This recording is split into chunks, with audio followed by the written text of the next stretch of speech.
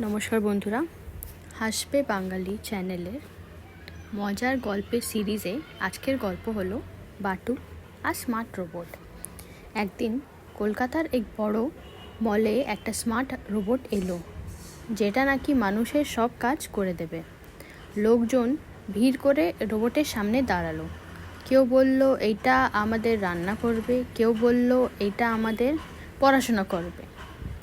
কিন্তু রোবটের মাথায় একটু গন্ডগোল ছিল। সে উল্টো পাল্টা কাজ করতে শুরু করলো। এক ভদ্রলোককে চা দিতে গিয়ে তার মাথায় ঢেলে দিল। বাচ্চাদের টয় দিতে গিয়ে তাদের মোবাইল নিয়ে নাচতে লাগলো।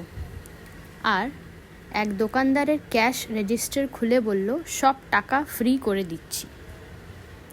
লোকজন হাল্লা শুরু করলো।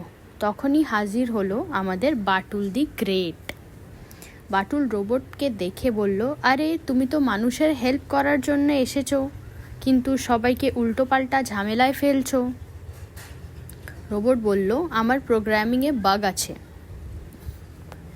বাটুল হেসে বলল, তাহলে তোমাকে একটু বাটুল স্টাইল ডিবাগিং করতে হবে। সে রোবটকে একদম আলতো করে মাথায় ঠুকে দিল। সাথে সাথে রোবটের সব গন্ডগোল ঠিক হয়ে গেল। এবার সে ঠিক মতো কাজ করতে লাগলো।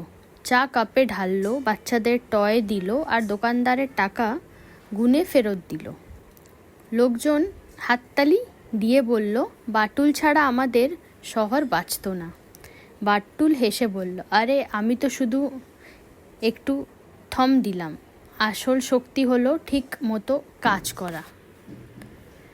আশা করছি বন্ধুরা আপনাদের এই বাটুলের গল্পটা ভালো লাগলো।